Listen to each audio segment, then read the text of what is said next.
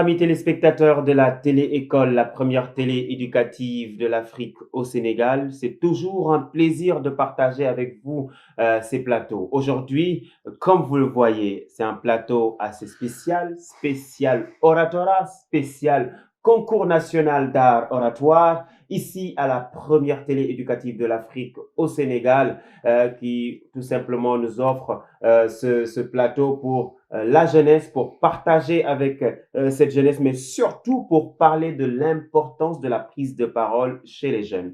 Je partage ce plateau avec Monsieur Aliou Diao. Monsieur Aliou Diao, comme vous le savez, qui est coach, formateur, cofondateur à l'école de la parole, pour parler du concours national d'art oratoire, édition à partir du 19 au 6S. Et aussi, en face de Diao, nous avons mon cher ami, Monsieur Cissé, qui est expert dans la gestion financière, qui est un membre de Dundu, qui est aussi là pour parler de l'importance de la prise de parole, mais surtout aussi pour parler du parrain de cette édition, Monsieur Mohamedou Madana Khan, très cher ami téléspectateur, Nuyunalen. Alors, Monsieur Cissé, bienvenue dans ce plateau de Télécom. Tout d'abord, merci. C'est un plaisir d'être là avec vous aujourd'hui. Je vais commencer par saluer déjà l'ensemble des téléspectateurs qui nous suivent à travers Télécole. Et aussi saluer mon co-débatteur, M. Diao, et toute l'administration de Télécole et de l'école de manière générale et vraiment de tous ceux qui sont autour de ce concours. Je suis vraiment ravi d'être ici avec vous aujourd'hui et je pense qu'Inch'Allah, on pourra discuter de beaucoup de choses qui nous intéressent, notamment ce que vous venez de dire.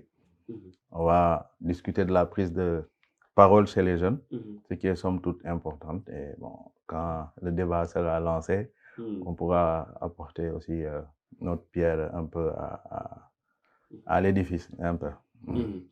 Alors, merci beaucoup. Expert dans la gestion, mais aussi dans la prise de parole. Vous voyez, l'argne et le dégagement. Alors, Monsieur Diao, bienvenue à la télécole, dans ce plateau dédié à l'oratorat. Je te laisse saluer les téléspectateurs. Merci déjà, Balo, pour l'invitation.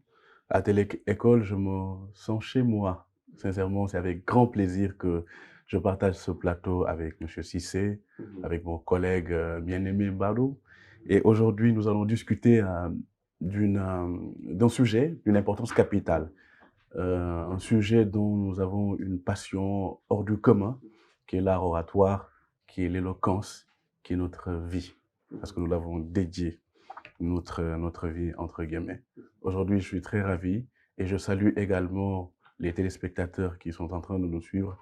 Je fais un coucou aux finalistes, voilà, à ces orateurs de talent. Je fais véritablement un coucou à toutes les personnes qui sont en train de suivre cette émission-là. Merci, Malo.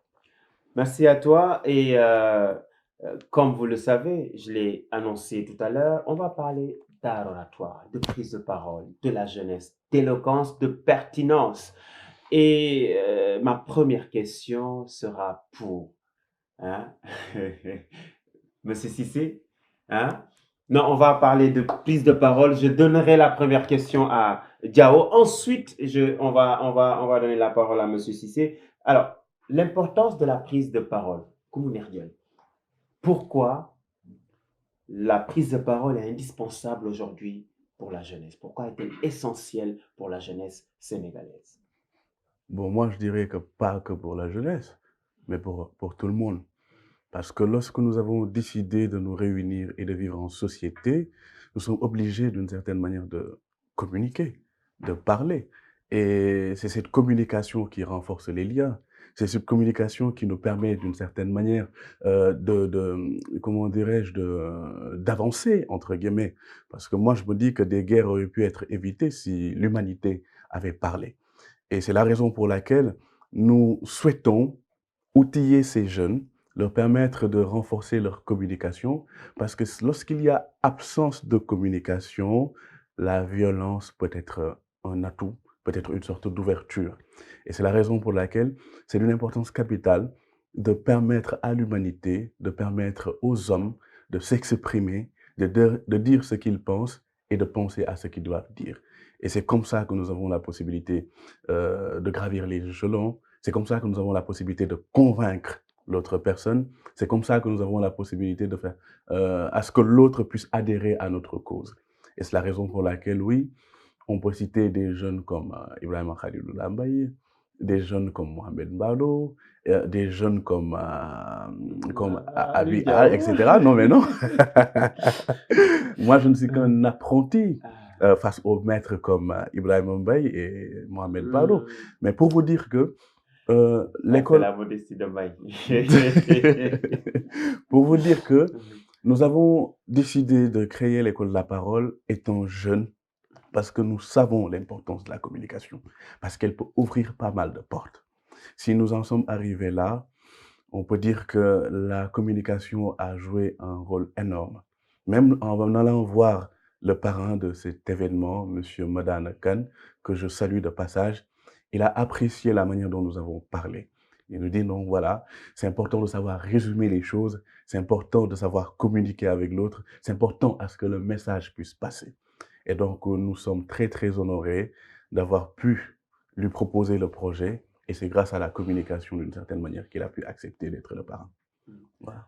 Merci beaucoup. La communication est essentielle, indispensable pour éviter des guerres, comme il l'a si bien dit. Et ça me rappelle cette phrase que j'aime bien dire, hein, dans la vie, mieux vaut convaincre que vaincre, car ce qui est convaincu est d'office vaincu, mais ce qui est vaincu est loin d'être convaincu. Et justement, la prise de parole nous permet de convaincre avec beaucoup d'élégance. Hein. Alors, Monsieur Cissé, il a parlé de l'importance de la prise de parole chez les jeunes. Est-ce que vous avez quelque chose à ajouter? Vous avez l'habitude peut-être d'échanger avec des jeunes. Que pouvez-vous nous dire par rapport à cette question? Alors, M. Diaw a dit des choses assez intéressantes. Et aussi, ce que je veux dire aussi pour la prise de parole. Déjà, la parole en elle-même, elle est très importante. Si vous revenez même sur les textes bibliques, je pense que c'est Jean, ils disent au commencement était la parole était avec Dieu, après la parole était Dieu. Donc ça montre juste la puissance de la parole et où est-ce que cette parole-là peut vous mener. Mais par rapport aux jeunes, spécifiquement quand on dit la prise de parole chez les jeunes, elle est notamment très importante pour moi. Parce que ce soit ici au Sénégal, en Afrique ou un peu partout dans le monde, c'est la frange de la population la plus importante. Par exemple, ici au Sénégal, on est, disons, 75% de la jeunesse qui a moins de 35 ans. Alors, si d'un point de vue démocratique, je pense que nous sommes le groupe le plus représenté. Et serait bien d'écouter ces jeunes, d'écouter de savoir leurs aspirations et de pouvoir définir même les politiques publiques autour de cette jeunesse-là. Parce que c'est ces jeunes-là qui, demain, porteront haut le flambeau du Sénégal, qui seront demain, disons, le leadership du Sénégal. Et la parole libère déjà le leadership. Quand vous êtes déjà bien outillé comme M. Diaw, M. Mbalo, comme tant d'autres que vous formez, c'est déjà assez important. Ça vous permet de pouvoir vous exprimer. Parce que, comme je dis souvent, il est bien de pouvoir s'exprimer, mais aussi, quand on s'exprime, il y a 3 maîtres mots qui doivent revenir. Il y a la clarté, il y a la crédibilité, et aussi, il y a, quand on doit parler aussi, il y a une stratégie aussi. Et ce qui peut être défini en 3 mots aussi. Quand on parle de clarté, on parle d'une vision. Quand on parle de la crédibilité, on parle de leadership. Et quand on parle de stratégie, c'est des méthodes. C'est comme ce que vous appelez en management VLM, la vision, le leadership et les méthodes. Donc, tout ça, et ce qui peut vous aider étant jeune à pouvoir atteindre vos objectifs, c'est déjà d'abord de bien vous former, mais aussi avoir peut-être, comme vous le dites, comme ce que vous êtes en train de faire à l'école, de permettre à ces jeunes-là d'être bien outillés au niveau de la communication, de pouvoir faire ressentir à leurs interlocuteurs différents leurs inquiétudes, leurs aspirations. Parce que cette jeunesse, au-delà d'être formée, doit peut-être être dirigé vers l'emploi, être dirigé vers, disons, la formation, l'entrepreneuriat. Et même, je dirais aussi, on doit même quitter le circuit des bureaux. Parce que je dis souvent, on peut dire tout ce que l'on veut, mais former une personne dans un bureau, c'est bien, mais ce qui est mieux, c'est refléter les aspirations de ces personnes-là à travers des débats contradictoires, à travers une réflexion publique, comme ce que vous faites.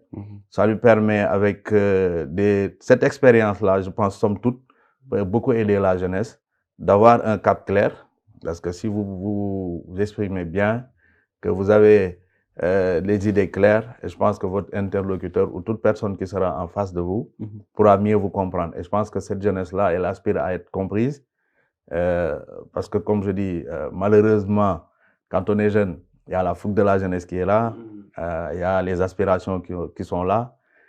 Comme je l'ai entendu tantôt avec votre collègue M. Mbaye, qui aspire peut-être à prendre une épouse, à former une famille, à être d'ici peut-être quelques années le grand entrepreneur qu'il veut être milliardaire, Inch'Allah, s'il plaît à Dieu. Tout cela, ça demande une stratégie, une prise de parole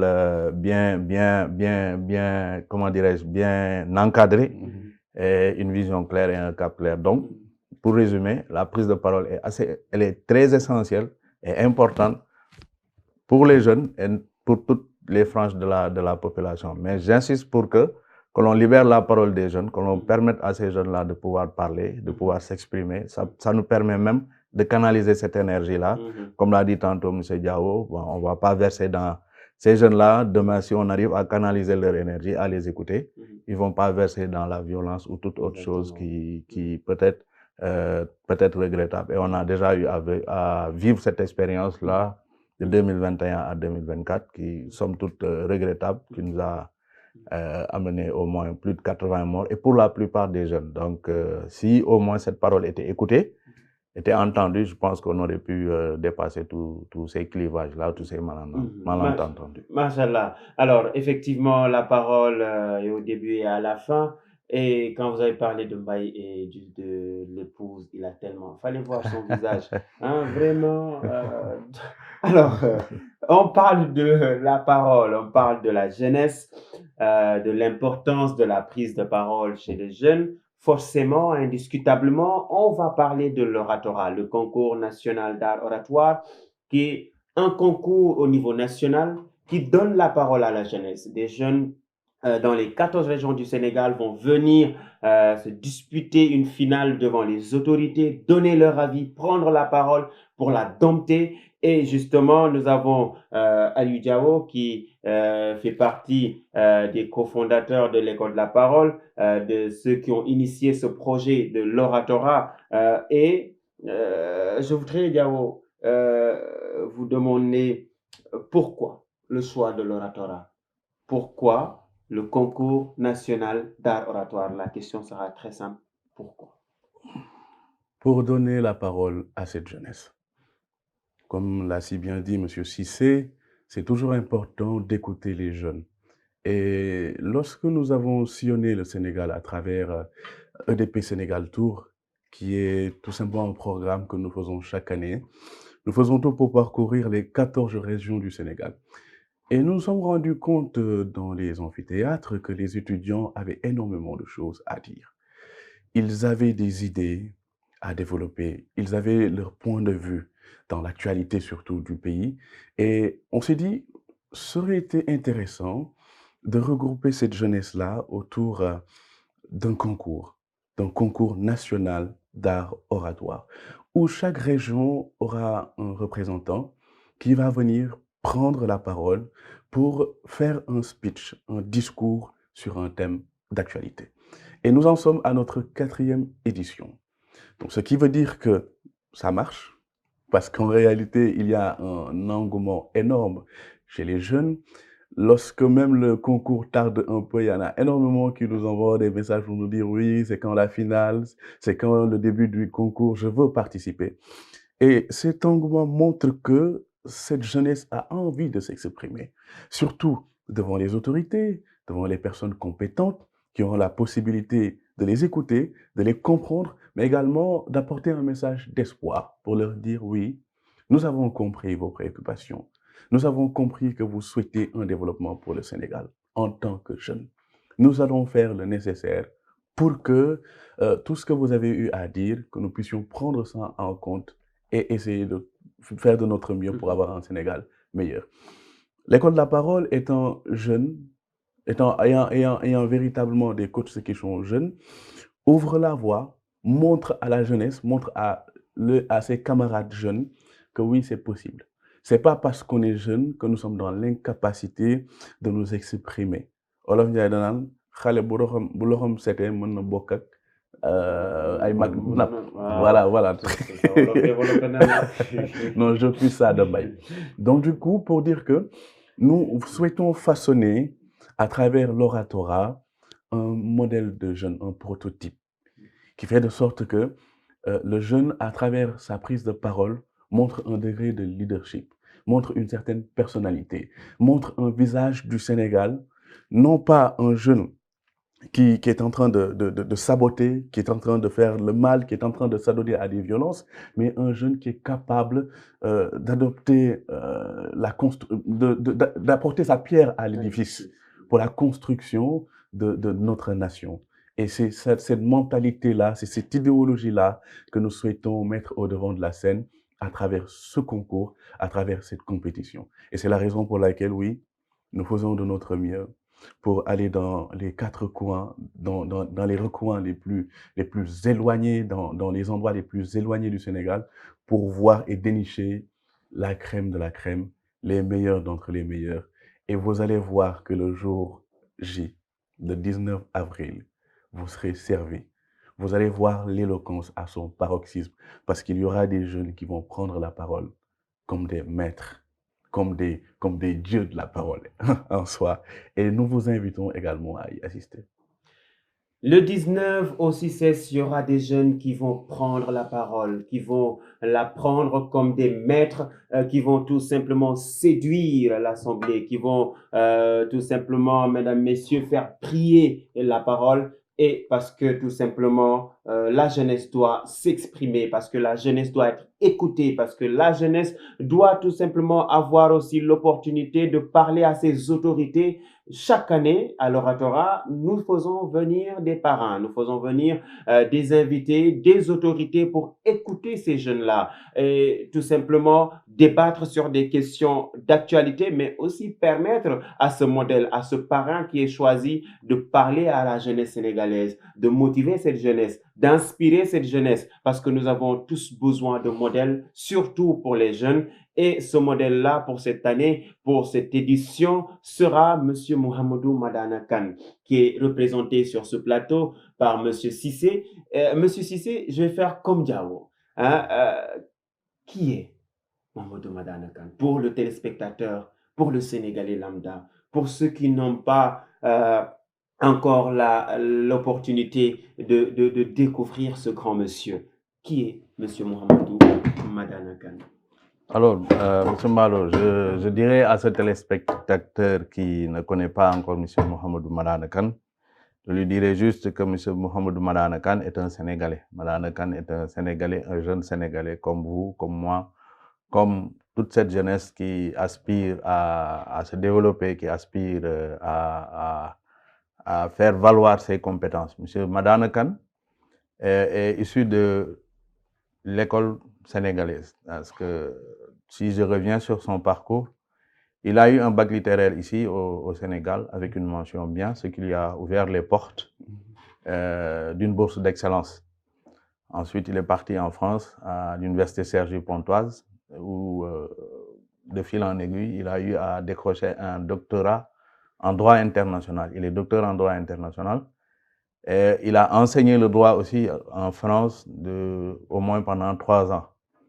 Et de par ses performances aussi, il a eu à bénéficier d'une bourse du département d'État américain pour aller un peu se renforcer dans les domaines du leadership, du développement personnel à la Boston University, où il a aussi appris l'économie. Donc, il est autant docteur en droit, mais aussi il a un master en économie les finances publiques aussi, c'est son domaine. Je dirais à ces jeunes qui nous écoutent qu'il y a des modèles comme M. Madane Kane qui peuvent leur permettre, s'ils se reflètent à ces modèles-là, leur permettre de redoubler d'efforts et de savoir que c'est possible.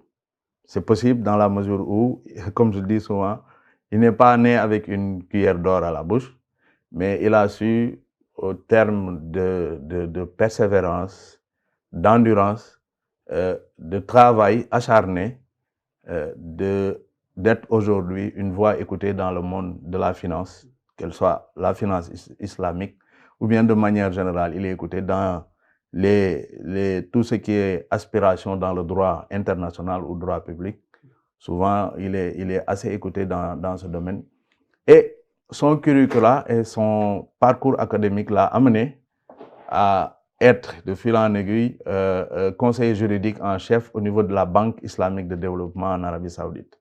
Donc, vous voyez ces jeunes nés à Thiès, avec tout ce parcours-là, où il aurait pu dire, donc, bon, c'est pas possible, peut-être que je ne pourrais pas y arriver, mais la persévérance, comme je dis, le travail acharné, et la bonne structuration et avoir un cap clair vous permet d'atteindre vos objectifs. D'ailleurs, comme je dis, ce qui a permis d'être pendant au moins 15 ans à Jeddah, en Arabie Saoudite, en tant que conseiller juridique en chef, ce qui l'a amené aussi dans plus de 50 pays, plus de 50 pays dans le monde où il était en charge soit du financement de l'agriculture, des infrastructures et de toute autre chose qui va en adéquation avec le développement et l'économie. En 2020, il est devenu directeur général de la Banque islamique du Sénégal. Il fut le plus jeune directeur d'ailleurs de la banque de la place à cette époque. Il avait juste 37 ans. Avant ses 40 ans. Oui, avant ses 40 ans. Donc, en 2020, il a dirigé la banque et il a dirigé de manière vraiment, somme toute, extraordinaire. Parce qu'il a trouvé la Banque islamique dans une position de 8e dans le ranking des banques au niveau du Sénégal. Mais comme je dis, à force de vision, de travail, de leadership et de méthode, il a su, au bout de 3 ans, ramener la banque dans le top 3 des banques, en doublant les bénéfices, puis en augmentant déjà les bénéficiaires et les adhérents, le nombre de clients de la banque, et en recrutant massivement des jeunes bien outillés, de nouveaux jeunes. Donc, il a eu à laisser son empreinte et c'est ce qui est important parce que dans ce monde-là où, comme je l'ai dit tantôt, où nous sommes presque 75% de la jeunesse qui a moins de 35 ans, aujourd'hui, souvent quand vous allez dans le monde du travail, on vous demande pour certains postes des expériences de 5 ans ou de 10 ans, voire un peu plus. Mais voir des jeunes comme M. Madane Kane peut donner l'espoir à certains jeunes de pouvoir savoir que c'est possible, de se donner la force, de travailler pour atteindre leurs objectifs et c'est somme toute faisable. Je dis c'est faisable. Maintenant, le choix du parrain, c'est un choix que vous, peut-être au vu de son leadership peut-être politique que vous avez vu, au vu peut-être de ses différentes sorties sur l'économie du pays, sur plusieurs aspects que je ne saurais tous les nommer. Mais je pense qu'il y a vraiment tout un canevas qui vous a amené à le choisir comme le parrain de cette édition. Et en revenant sur ce que M. Diao a dit, par rapport à l'art oratoire, je vais juste rajouter que c'est extrêmement important parce que ça vous permet vraiment d'aller dans la construction personnelle et l'influence. Parce que l'art oratoire, ce n'est pas juste bien parler, c'est une construction personnelle et ça vous permet demain de pouvoir avoir plusieurs opportunités, de construire un leadership, de pouvoir vous amener peut-être à, comme je dis, à être en face de vos interlocuteurs et de défendre vos idées de manière très structurée, de manière très pondérante, si je peux m'exprimer ainsi. Et ça vous permet, comme je l'ai dit tantôt, de vous ouvrir des opportunités.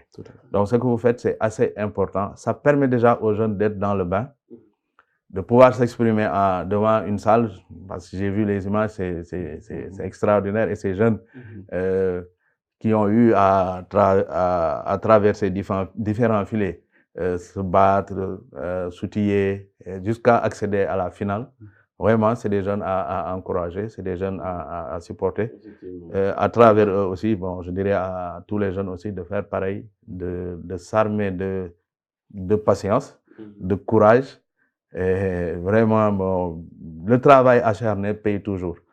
Sans doute, si je peux juste Alors, pour terminer là-dessus. Merci. le Merci. travail acharné paye toujours, Ouais. effectivement. Et d'ailleurs, on va terminer tout à l'heure et je vais vous donner l'occasion aussi de parler, de partager un message avec cette jeunesse-là.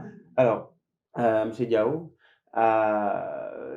le 19 au 6S, quelles sont les nouveautés? Quelles sont, après, les perspectives de l'école de la parole, mais aussi, quel message pour les finalistes? Ça D'accord, fait 3 questions. ça en fait beaucoup là, Maro.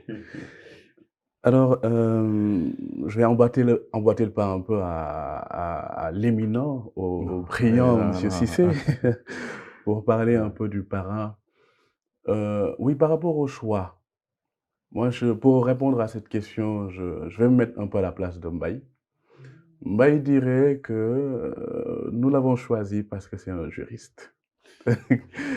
Parce que Oui, parce que si c'est à la place de Maïs, oui, parce que ouais. Mbaye aura l'intime conviction que So, oui, et il a l'intime conviction que hein, les juristes sont les plus intelligents au monde, sont les meilleurs au monde, hein, Mbaye.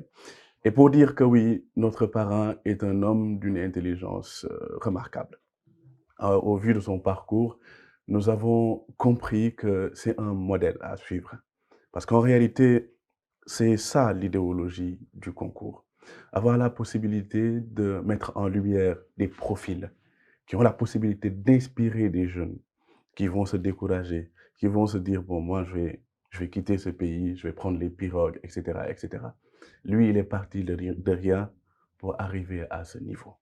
Et je pense que ceci doit inspirer énormément de jeunes. Et oui, il a décidé de revenir au Sénégal. Je pense que c'est en 2020. Tout à fait. Et pourtant, depuis son arrivée, il fait tout pour montrer qu'il a une présence, pour montrer qu'il a une vision, pour montrer qu'il a envie d'apporter sa pierre à l'édifice. Il a envie de construire le Sénégal, entre guillemets. Et c'est comme ça qu'il finance des jeunes, et c'est comme ça qu'il donne son impact. C'est comme ça qu'il est en train de promouvoir son leadership. Et c'est exactement ce que nous devons faire en tant que jeunes. Faire de notre mieux pour savoir que le Sénégal est à nous. Une autre personne ne pourra pas construire le Sénégal en n'étant pas sénégalais quelque part. C'est à nous en tant que Sénégalais, c'est à nous en tant que jeunes, c'est à nous en tant que personnes ressources qui avons un amour propre pour notre pays, de nous inspirer, de nous unir surtout. Parce qu'en l'entendant parler, nous comprenons que oui, il a envie que les jeunes puissent s'unir. Il a envie que les jeunes puissent relever la barre très très haute. Et c'est la raison pour laquelle il a accepté d'être le parrain de cet événement. Aux finalistes, je leur dirais oui, venez, parce qu'avant tout, c'est une fête. C'est une fête de l'éloquence. Nous devons festoyer. Venez, mais relevez la barre extrêmement haute. Durant les présélections, nous avons vu des discours de ouf. Oui, ça a sillonné les réseaux sociaux, les gens ont aimé. Et là, au moment où je vous parle, il y a un engouement énorme de la jeunesse. Et le public qui va venir doit vraiment être rassasié. Rassasié plat par le plat d'argumentation, par le plat de l'éloquence, par le plat du discours que vous allez leur fournir. Et dites-vous que peu importe la personne qui va gagner, ça reste au Sénégal. Donc nous devons être en mesure de nous unir, nous devons être en mesure de ne pas adopter une certaine concurrence qui fait de sorte que la fête puisse se nuire, etc. Nous sommes tous des Sénégalais et le trophée reste au Sénégal. Un message pour les jeunes, oui. Aujourd'hui, dimanche, des finalistes vont prendre la parole. Ils vont s'exprimer devant des autorités. Pourquoi pas vous? Pourquoi pas, vous pouvez vous dire que l'année prochaine, je serai parmi les finalistes. L'année prochaine, je vais prendre la parole devant des milliers de jeunes comme moi. L'année prochaine, je vais m'inspirer du parcours du parrain.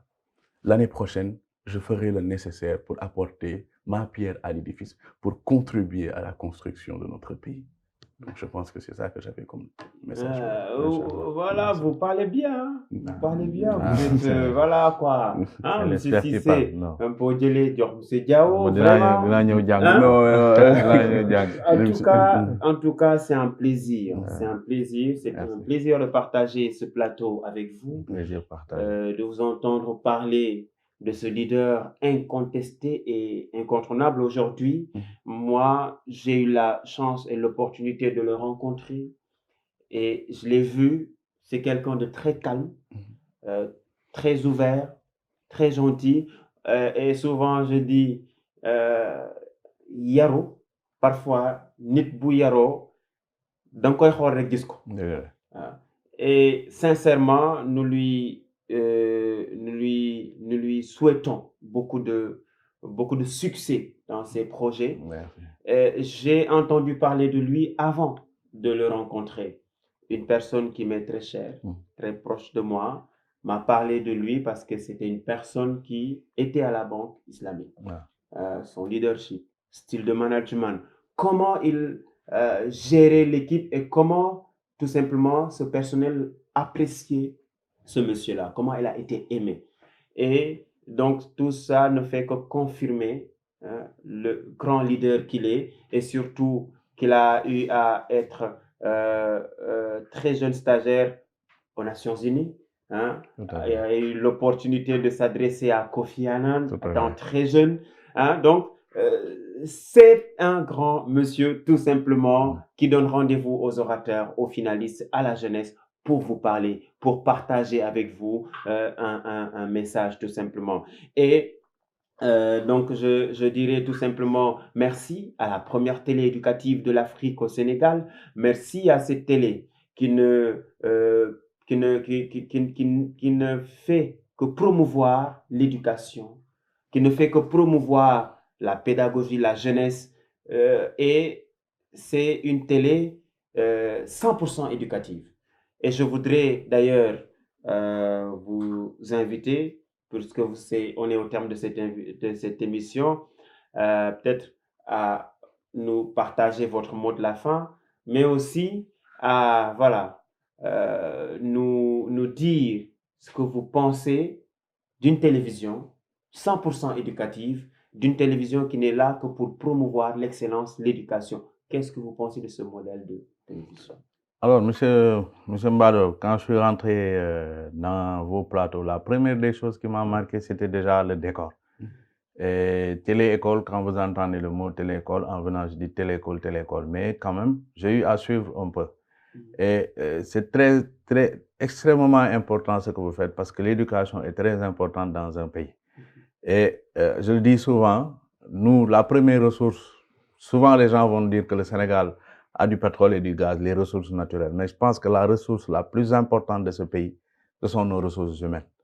Et si vous voyez nos ressources humaines, comme ce que je vois sur vos différents plateaux que vous avez affichés, beaucoup de ces figures emblématiques de ce pays, que ce soit Thierno Souleymane Baal, qui a eu à faire ce que, bien avant ce que les Européens le modèle que l'on veut copier des Occidentaux et autres, avec la révolution des Torodo, il l'a fait bien avant. Il l'a fait bien avant, et il l'a fait en étant jeune, surtout ce que je veux retenir. Il l'a fait en étant jeune. Cheikh Ahmadou Bamba, c'est des figures qui l'ont fait en étant jeune. Cheikh Omar Fouti, vous prenez toutes ces figures, Cheikh Anta Diop, en revenant jusqu'à l'actuel président qui est M. Bassirou Diomaye Faye, qui est relativement jeune, qui est dans la quarantaine.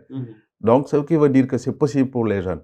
Et il y a un de nos contemporains qui a dit une phrase que je retiens souvent, il dit « L'avenir de toute nation repose sur sa jeunesse, mais pas sur n'importe quelle jeunesse. » Il a dit sur une jeunesse dotée d'ambition, noble et de caractère élevé. Et ce contemporain, c'est Cheikh Ibrahima Niass. Voilà, et qu'il l'a dit en étant aussi très jeune, qui a eu à marquer toute l'Afrique, tout le monde, de par sa pédagogie, de par son érudition et tout cela. Donc, on a assez de modèles sur qui s'appuyer, que ce soit dans le domaine spirituel ou bien dans le domaine même des sciences. On a beaucoup de Sénégalais, comme Cheikh Anta Diop, qui est une référence dans son domaine. On en a d'autres comme le professeur Kassé dans le domaine du cancer, dans le domaine de la santé. Oui. Vous pouvez prendre dans tous les domaines, vous verrez toujours des Sénégalais être au devant. Donc, on a vraiment des modèles sur qui s'appuyer. Maintenant, comme ce que vous faites, c'est assez important. Et je pense que ça devrait être même déjà le volet pour les autres télés. Ils doivent vous emboîter le pas. C'est montrer les modèles à la jeunesse. Des modèles comme M. Madane Khan, tantôt. C'est assez important de montrer leur parcours, de montrer que c'est possible, de montrer qu'avec, comme vous dites, de la patience, de la persévérance, du travail acharné, une vision claire de pouvoir atteindre ses objectifs. Parce que la jeunesse, ce n'est pas une fatalité. C'est plus une opportunité qu'une fatalité. Et je pense que ça va être le mot de la fin. Croyez en vous, croyez en vos capacités. C'est possible, c'est somme toute possible. Et nous sommes le présent et l'avenir de ce pays. Nous devons bâtir ce pays. Armez-vous de patience, formez-vous et allons à la conquête de ce monde qui est un monde qui ne nous attend pas, qui est un monde qui demande de la vitalité et de l'énergie. Et cette énergie-là, elle est représentée par les jeunes. Donc, allez-y, formez-vous, battez-vous. Il est permis de faire des erreurs pour terminer là-dessus parce que souvent, beaucoup ne veulent pas ou bien ont peur de faire des erreurs. C'est possible. Faites des échecs, relevez-vous. Les Jack Ma et autres, on peut prendre des modèles étrangers. Mais il y en a dans ce pays. Vous allez dans ce pays, vous verrez des domudara, comme ils sont appelés souvent. Des gens des self-made men aussi dans d'autres structures, qui, à force de travail acharné, d'échecs, de réussite, sont devenus ce qu'ils sont devenus aujourd'hui. Donc, vous avez assez de modèles sur lesquels vous appuyez. Foncez, croyez en vous, battez-vous. Et Inch'Allah, lors de la finale de ce dimanche, sortez le meilleur de vous. Sortez le meilleur de vous. Il y aura des autorités, comme il l'a dit, M. Diao, qui seront là. Et demain, ce sera vous, ces autorités-là. Vous serez ces autorités-là. Naturellement, comme la force des choses, il y a souvent un remplacement. Vous serez appelés à diriger ce pays-là. N'ayez pas peur, n'ayez pas honte. Exprimez-vous. Et que le meilleur gagne, Inch'Allah. Et dimanche, Inch'Allah, on espère que ce sera une très belle fête. Une fête de la jeunesse, une fête de l'éloquence, comme vous l'avez si bien dit. Une fête tout simplement, quoi. Une fête tout simplement. Merci à vous pour l'invitation. Monsieur Cissé. Merci. Ce fut un plaisir de partager avec vous ce plateau. Hein, Machallah, hein, vous parlez bien. Non, j'essaie. Vous êtes un excellent orateur. Machallah. En tout cas, merci d'avoir répondu à l'invitation de la première télé éducative de l'Afrique au Sénégal. Monsieur Diao, votre mot de la fin, mais aussi la même question. Aujourd'hui, que pensez-vous d'une télé qui n'est là que pour promouvoir l'éducation et l'excellence? Balo, je pense que l'éducation est le soubassement d'une société. C'est le fondement. Si la jeunesse elle est bien éduquée, nous avons un avenir assuré. Et c'est exactement ce que Télé-École est en train de faire. Et j'admire toute l'équipe de Télé-École. Parce que lorsque nous sommes face à une société où des fois dans les réseaux, ou des fois dans les chaînes de télévision, il y a des choses qui ne reflètent pas nos valeurs, entre guillemets, voir une chaîne de télévision qui consacre son énergie, son temps pour éduquer les gens, pour éduquer la jeunesse, pour éduquer tout le monde, je pense que la chaîne de télévision Télé-École mérite des applaudissements, mérite des encouragements, mérite un accompagnement. Et ça, c'est d'une importance capitale. Et je prie Dieu pour que cette chaîne de télévision puisse avancer, puisse devenir tout ce qu'elle souhaite. Voilà, que les projets que la chaîne de télévision est en train de mettre au devant de la scène puissent se concrétiser. En tout cas, par ma voix, l'école de la parole reste à votre entière disposition et nous sommes de fidèles partenaires parce qu'en réalité, nous ne vivons que pour l'éducation, que pour la formation, tout comme Télé-École. Et je pense que nous sommes très, très honorés. Et aussi pour emboîter le pas, Télé-École certainement va me permettre cette pub. Le mouvement Jeunesse Unie de Malika, mesdames et messieurs, organise aussi une compétition de débat.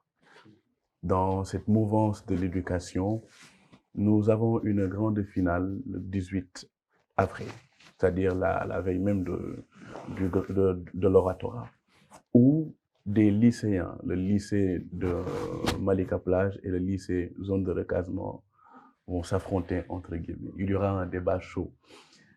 L'objectif de cette compétition, c'est de pouvoir promouvoir l'excellence, de mettre en valeur l'éducation, tout comme Télé-École. Et j'espère bien évidemment que Télé-École sera de la partie parce qu'il y aura deux catégories, catégorie troisième pour le génie en herbe et catégorie terminale pour le débat. Ce sera sous la présence, bien évidemment, du ministre de l'Éducation. Et en tant que président du mouvement Jeunesse Unie de Malika, je lance un appel solennel à tous les acteurs de développement, à toutes les personnes qui ne vivent que pour l'éducation, à toutes les personnes qui ont l'intime conviction que grâce à cette force de l'éducation, nous pouvons relever la barre très très haute, nous pouvons développer ce pays. Merci, Bar. Merci à vous, Monsieur Diao, coach formateur à l'école de la parole, mais aussi, oui, président du mouvement Jeunesse Unie de Malika. Donc, les deux dates à retenir, le 18, la grande finale du Grand Prix de l'éducation à Malika Plage, avec la présence du ministre de l'Éducation, et aussi le 19 à partir de 15h au CICES à la salle de l'unité africaine. Nous aurons la grande finale de l'oratorat, le concours national d'art oratoire. Ce fut un plaisir de partager avec vous ce plateau. Très chers amis téléspectateurs de la première télé éducative de l'Afrique au Sénégal, restez connectés, les élèves, les étudiants. Je vous invite à télécharger l'application Télé-École pour suivre les cours solidaires, que ce soit en mathématiques, géographie, histoire, en tout cas dans tous les domaines, dans toutes les matières. Nous avons des professeurs qui ont été choisis pour vous aider, les meilleurs en tout cas, pour tout simplement permettre à n'importe quel élève de comprendre et tout simplement d'être parmi les meilleurs. Donc, merci à l'équipe technique. Je pense à Mamou, je pense à Fallou, à Moussa, à Mas, je pense à Ramata. Mais surtout, merci beaucoup à Monsieur Boop, Mr. Blue, qui tout simplement nous a dit, eh bien, nous sommes là pour promouvoir l'éducation, pour promouvoir l'excellence, pour promouvoir la jeunesse. Et ce que vous faites est tout simplement parfaitement en adéquation avec la ligne éditoriale de la télé-école. Et donc, vous avez ce plateau quand vous voulez. Donc, merci beaucoup pour tout ce que vous êtes en train de faire pour l'éducation au Sénégal. Aux téléspectateurs, je vous donne rendez-vous très prochainement dans les programmes de la télé-école. On jarama, Allah jarama, mi weltima. Ceux qui ne comprennent pas Peul, tant pis.